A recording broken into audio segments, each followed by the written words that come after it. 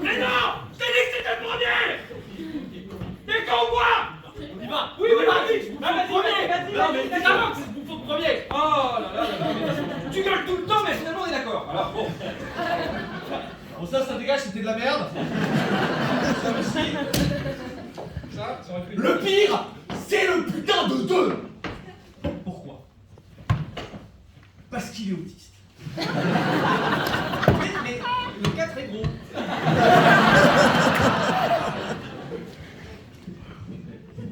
Moi aussi, je crois. Toi, ça te va bien. Non, mais il y a quand même un énorme problème ce soir. Je vais commencer par parler une langue que tout le monde comprendra, puisque c'était à peu près la thématique de la soirée. Willkommen! Heute haben wir vom Gleichschneiderschnitte! Achtung! Ordnung! Gewinnt die Konferenz Bergier! Und Frau Varro,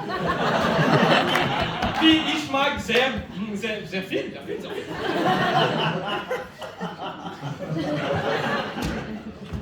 Mais c'est pas par toi qu'on va commencer. C'est pas par toi qu'on va commencer. On va commencer par Gianni. Monseigneur Gianni, monsieur le 12e secrétaire, veuillez vous lever. Je dis monseigneur. Après autant de vers, de joie, de gaieté, d'une certaine façon, j'ai plus une impression quand même d'avoir un croque-mort en face de moi. C'est-à-dire que le gars, il a le teint froid, guttural. Vous me dites si je vous emmerde. Ça fait 2 heures que j'ai envie de tisser, j'en peux plus en fait. Et à force de rire, ma vessie avec... Oh non! Kartoffel salade là. Je vais m'asseoir sur votre... Je vais m'asseoir sur votre visage là.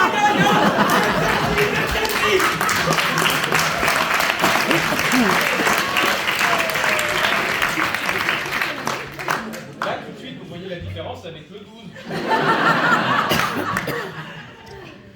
Ce soir, vous nous avez servi un discours.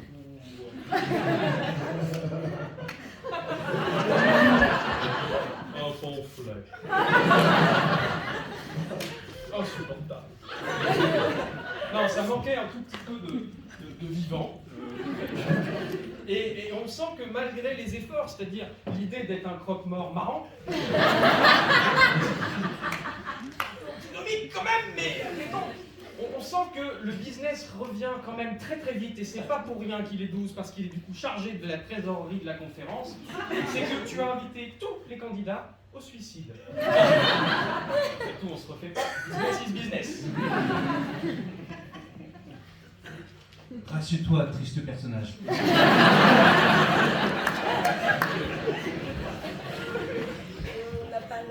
Ambroise Pal, 11e secrétaire de la conférence. Ambroise Pal, Ambroise Manspreading. Elles étaient écartées de 4 km, tes putains de jambes. Et il y avait quoi entre tes putains de jambes? Un putain de kiki tout dur.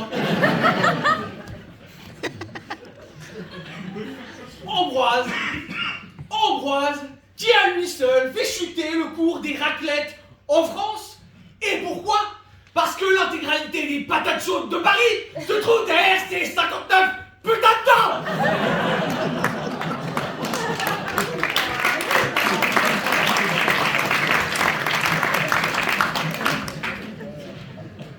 Ambroise Pal, pour lequel le beurre est un lubrifiant éphémère et dure pas longtemps tes sodomies, mon cochon,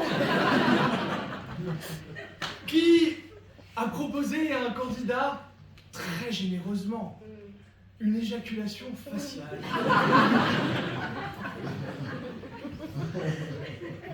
Pour lui dire ensuite, avec la délicatesse qui le caractérise, la pédophilie est un don qui se lègue. Tu vas reprendre toutes mes phrases ou Au moins celles-là on les a compris, c'est pas pendant le concours. Hein. Il n'y en a pas eu beaucoup, j'ai pas compris les autres. Donc les 3 putains de phrases intelligibles dont tu as pu nous gratifier, oui, j'entends les reprendre, et pourquoi pas, et je fais ce que je veux, et tu fermes ta putain de gueule. Ils ont toujours pas fini, Laurel et Hardy, hein?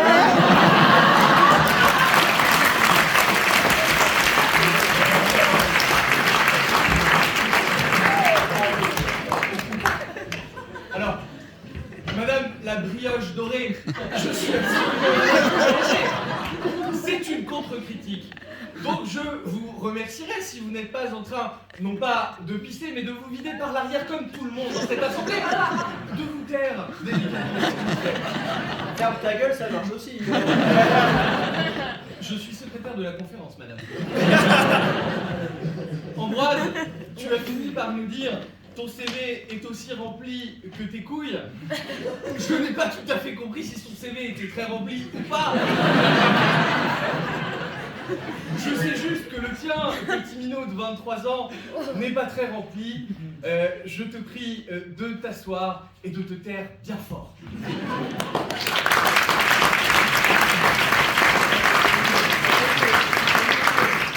Madame Émilie Quinton, 10e secrétaire.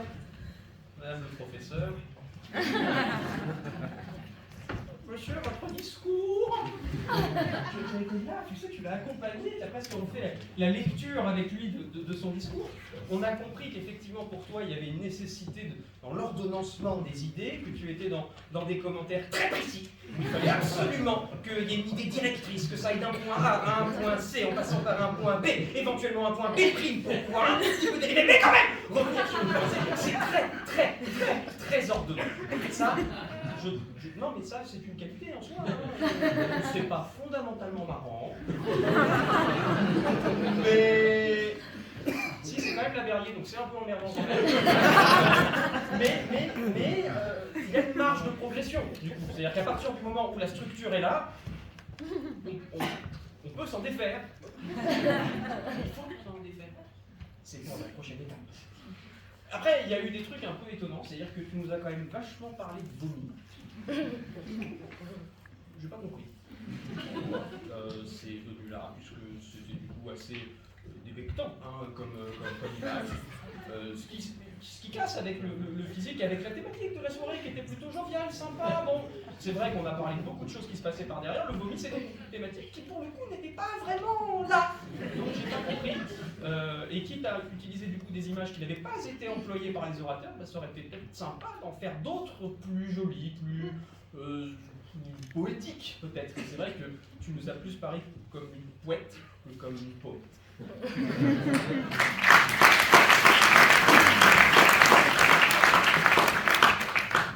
Elliot Amzalem, le secrétaire. Non, reste assis. Mets-toi à l'aise. Enlève ton fut, Elliot. Elliot, ta première intervention est une intervention assise. Ta seconde était une intervention debout. J'ai pas vu la différence entre les deux.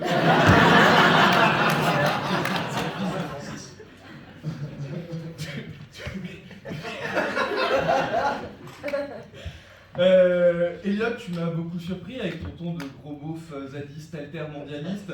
Ça m'a beaucoup plu. J'ai aimé quand tu nous as dit que tu pelais du front, on n'avait pas remarqué. Tu nous as dit également je suis le plus beau de la table, c'est pas une éloge pour tes camarades. Et Elliot, entre deux, ça y est, franchement débile, t'as pas fait beaucoup d'efforts.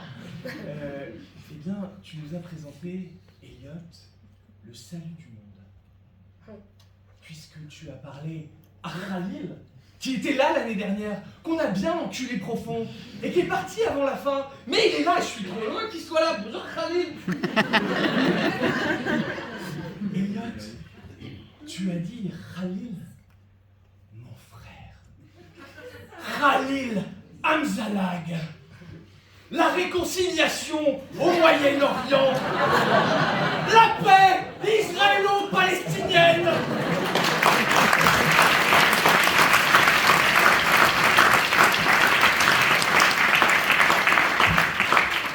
Je vais te dire à la tienne, mais...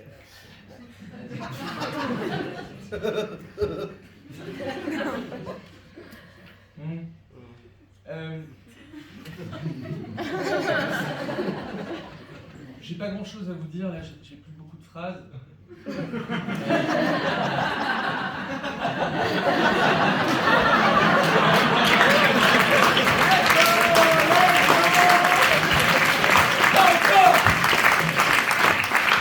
Oh, bah si c'est la fête, Ça alors. Donc, Elliot, la dernière chose notable te concernant, c'est ton attrait pour les souvenirs. Et alors toi, quand tu pars en voyage, tu ramènes pas une bouteille de tequila, tu ramènes pas un petit pendentif, tu ramènes pas une carte postale, tu ramènes un putain de fœtus de la marge. T'es un putain de taré, mon pote. Assieds-toi.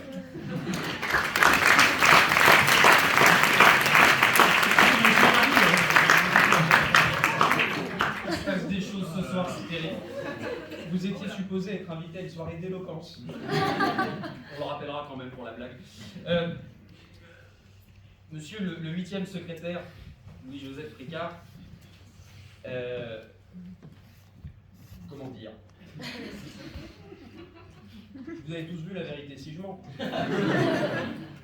La scène où Serge Benamou croit parler à une sublime jeune femme extrêmement excitée, de lui casser les pattes arrière, etc. Et puis au final, ses potes lui font une super blague, il lui passe sa mère, à qui il dit toutes ses horreurs, et elle répond « Serge, c'est toi mon fils ?»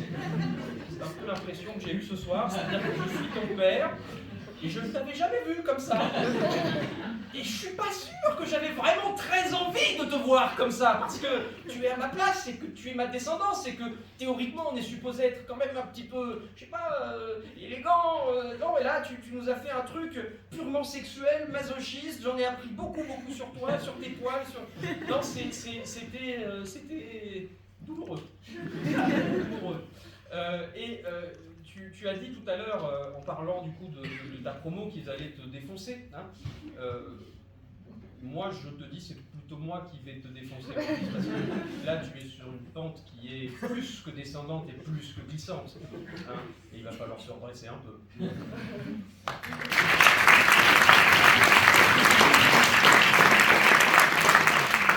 Mais c'est pas grave parce qu'il l'aime aussi la bite. Mais non! Il laisse La réponse à tout. Raphaël Baron.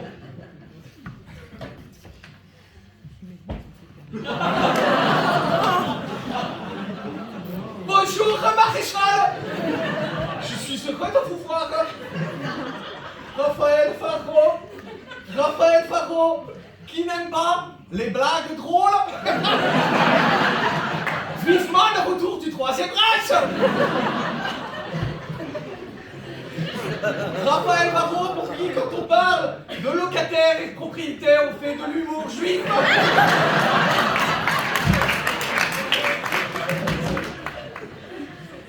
Raphaël Barreau. Raphaël Barreau, nazi de la promo. Et Sainte-Nitouche, puisqu'elle vous a dit, à vous, monsieur le second débit de la soirée, un blasphème. Un blasphème devant moi. Devant moi qui vous juge un blasphème. Je déteste les vulgarités. Je suis sûr que c'est pas vrai. Si j'ai bien compris, Raphaël, celui-là, tu te l'es un peu coltiné. On parle de quoi, Raphaël? J'ai pris des notes. Les doigts dans le pot de confiture. Et ensuite, dans le pot de Nutella.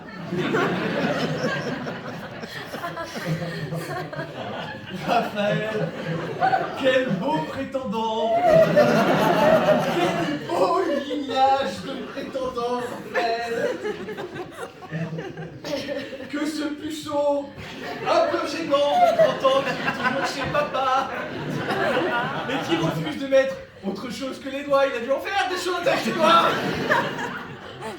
Raphaël, tu détestes la vulgarité. Tu l'as si bien représentée ce soir.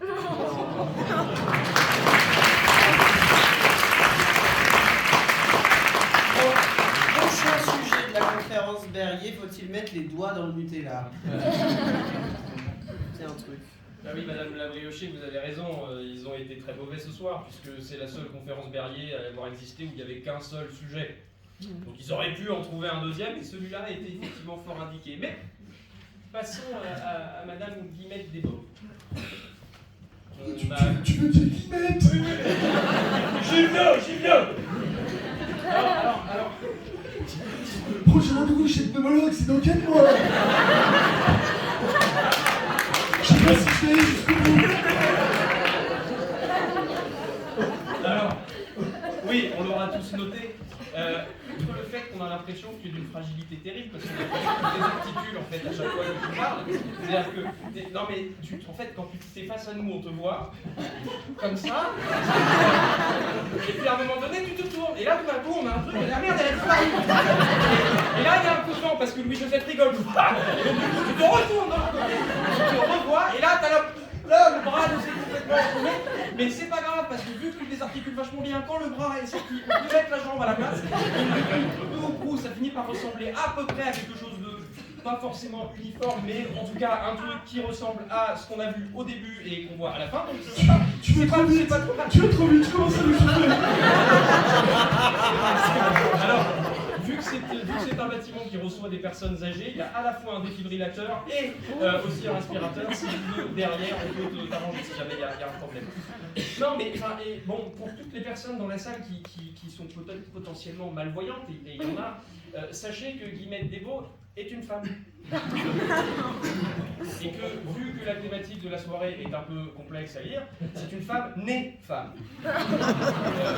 Née femme, vraie, enfin, voilà. C'est pas pour... non, mais... C'est pour le dire et que tout le monde le sache. Parce que tout le monde se pose la question. Hey, je comprends pas. C'est un homme ou pas? C'est un sujet complexe. Mais voilà. Il y a encore de quoi t'enculer, hein.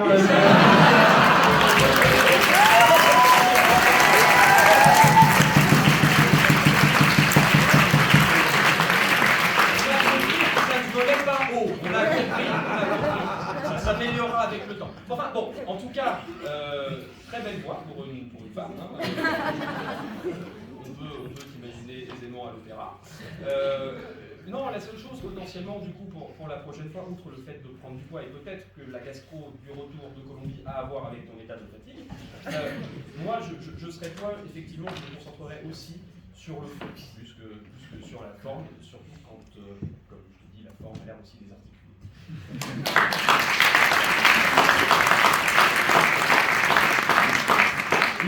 Je m'étais désolidarisé comme un bon collabo. Ça va, c'est Berrier. Oui, et j'ai noté, s'agissant de Guillemette, une phrase que j'ai trouvée très profonde. Non, tu peux rester assise, t'essouffle pas. Cette phrase que je vous prie toutes et tous ce soir de méditer. Ils ont été méchants, pas gentils. Clémentine Berthier, 5e secrétaire de la conférence. Clémentine Berthier, mesdames et messieurs, c'est un peu la fierté de la conférence. Et voilà. On a bien... Non, ferme ta gueule. Tu devais enculer tout le monde. On a bien... Non, mais oui, mais 2 secondes. On a bien compris que il y avait 11 nulos sur la table et une fille brillante. Une fille brillante, Clémentine Berthier, qui a été extrêmement fine à la fois dans son rapport s'agissant de Madame la Brioche dorée et s'agissant du reste, où elle nous a un peu émoustillés avec cette histoire de fouetter et tout lécher, cette histoire pâtissière dans laquelle on a un trou avec... T'aurais pu faire des blagues de cul dans ton intro pareil, tu vois, t'as pas saisi le coche, mais peut-être parce que t'es trop élégante. En fait, c'est comme ça, t'es la meilleure, t'es brillante, tu es intouchable, resplendissante et magnifique. Tu peux t'asseoir, personne ne dira de mal de toi ce soir. Non. quand même quelques petits trucs à dire, pardon, parce que lui, forcément, c'est sa fille, donc du coup, c'est la plus belle. On a quand même eu, pardon, un portrait approximatif qui se voulait ultra sexualisant, un truc, un manuel presque de séduction, de charme et tout, et puis t'es là avec tes notes, viens donne tes notes là, parce que moi j'en ai pas. T'es là, et vous allez malaxer. En fait, on aurait dit une quarantenaire un peu frustrée qui essaye de réveiller son mari qui se prend tous les soirs sur le corps en disant vas-y, oh, ton gros. La grosse bite. Ces hésitations et cette espèce d'imprécision si tu veux, tu es extrêmement élégant, tu vois, on dirait la petite élève parfaite, etc. Mais il y a un malaise avec le cru, il y a un malaise avec la sexualité qui est patent chez toi. Et donc quand tu te fais violence comme ça, on voit que tu te fais violence. Mais lâche-toi, jette tes notes, prends-la cette bite. C'est que tout bon, Florian, c'est que tout bon. Et jouis. Ça fera du bien.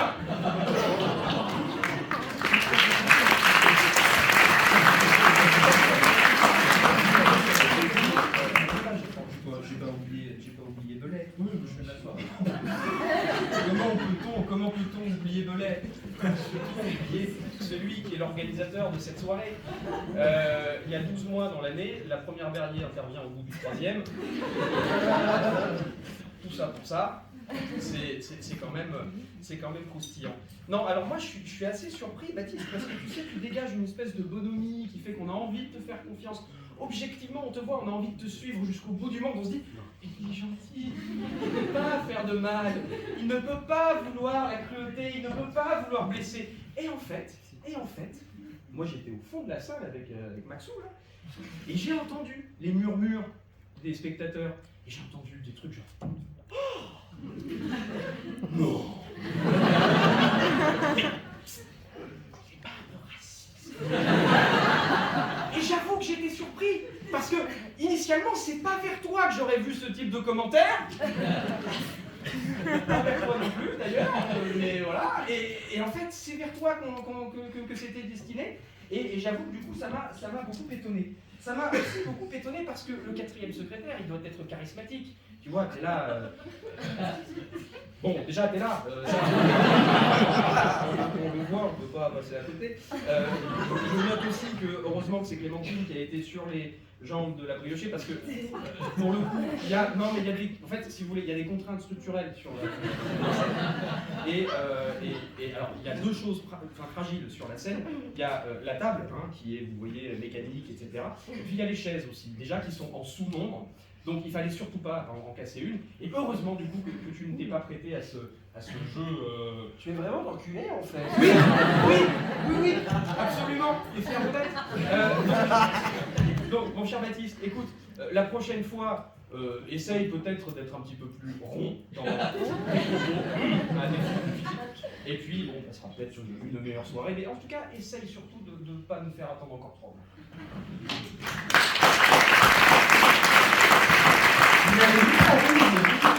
Moi j'ai entendu au premier rang ça chuchotait. C'est pas le fils de Carlos. On va faire une critique aussi de la briochée parce que c'est presque Sophie Guinamant, 3e secrétaire. Alors, Sophie Guinamant, 3e secrétaire, elle n'est pas venue ici pour faire une conférence théorique. Elle avait un autre projet aujourd'hui. Et son projet, c'était de signifier à peu près tout ce qui a une bite dans cette salle qu'elle est open. Alors, je vais compléter 06 47 41 32 27. 06 47 41 32 27.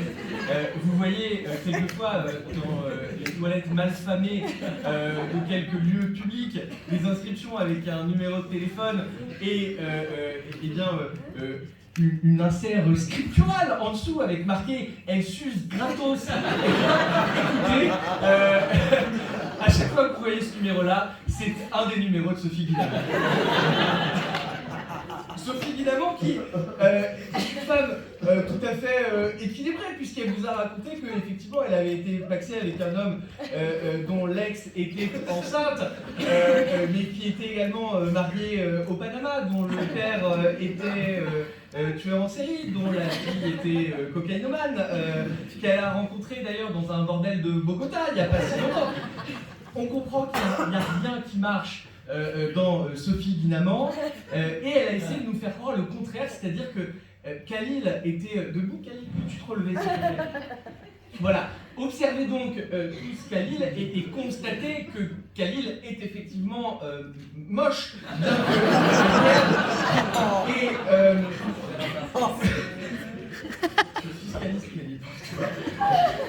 donc Khalil est moche et Sophie lui a dit non mais ça c'est pas un problème, la taille c'est pas un problème, c'est pas un problème tout ça, les lunettes c'est pas un problème, ton discours de merde c'est pas un problème, le problème c'est le zozotement. Et alors là ma vieille, je te crois qu'à moitié, parce que eh bien le zozotement, il y a quelques situations dans lesquelles c'est bien agréable.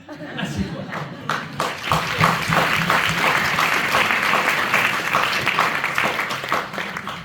Monsieur Xavier Silva, deuxième secrétaire. Comment te décrire ? Pour comprendre Xavier Silva, il faut percer une image.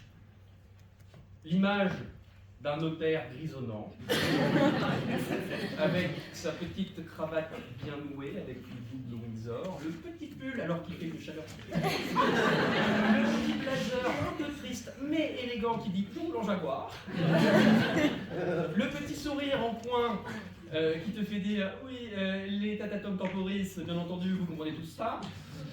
Et puis ce regard un peu fourbe qui te dit que tu vas payer les honoraires sans t'en rendre compte puisque la succession est bien faite. Il y a cette chose-là quand on voit Xavier Silva. Mais il est deuxième secrétaire. Donc ce n'est pas un notaire. Et ce qu'on constate donc, c'est que manifestement, il a un trouble bipolaire puisque le soir, il se transforme. Xavier Silva n'est plus Maître Silva, notaire à Bourgoin-Jallieu. Maître Silva devient Maître Silva, deuxième secrétaire du barreau de Paris. Il se transfigure, il met du rouge à lèvres, il mastique ses mots, il frétille et il vous sort des phrases avec honnêtement un ton à la Lucchini. Vous l'avez peut-être un petit peu entendu. Oh, c'est extraordinaire! Oh! Mais quel discours incroyable! J'aimerais être de gauche, mais c'est trop compliqué! Mais ça, c'est Xavier Silva. Alors, le problème, c'est que du coup, on comprend que potentiellement, il a emmagasiné 30 ans de frustration. 30 ans où tous les soirs, il était devant sa vitre en disant « Hey, je suis drôle, je suis orateur, je ne fais pas que des successions !» Et 30 ans pendant lesquels il était là « Oui, j'ai mal accès mes études de droit, oui, mais, je suis capable d'exubérance, je suis capable d'exister, je ne suis pas que ce petit gris, riche, méchant !»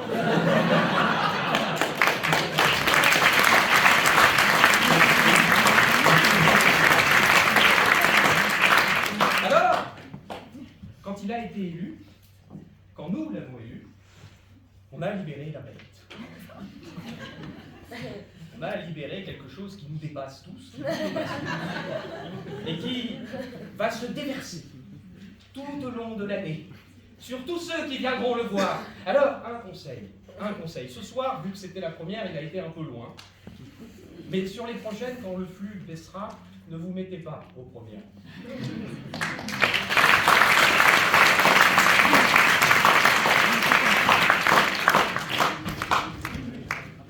Pierre Zientara, premier secrétaire, tu me dis si je t'emmerde.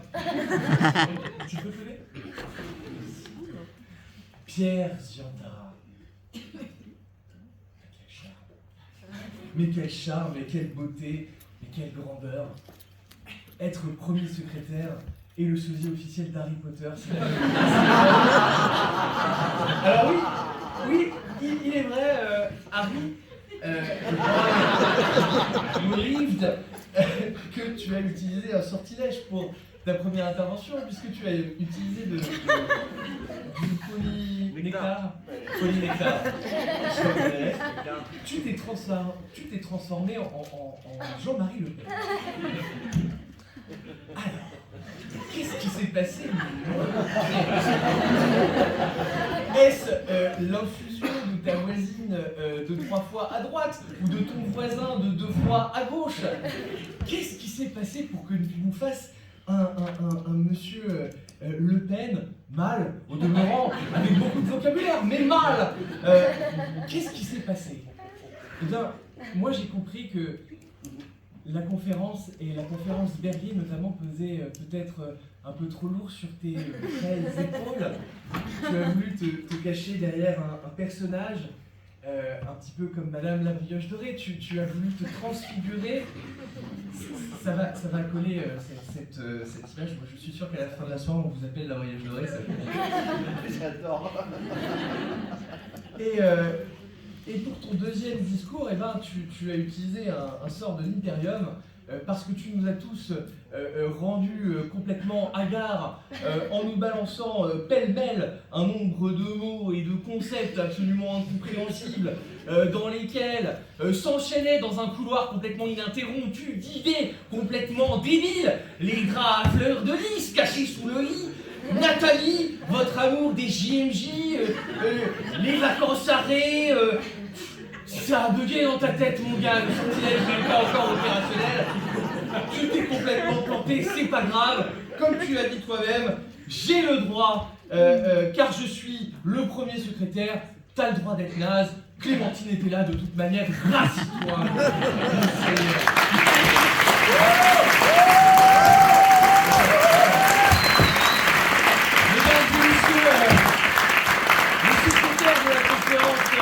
Berrier, je voulais vous rendre cet hommage qui est celui de vous dire que ça fait 3 mois qu'on est parti et nous sommes sur le point d'avoir la 3e guerre mondiale.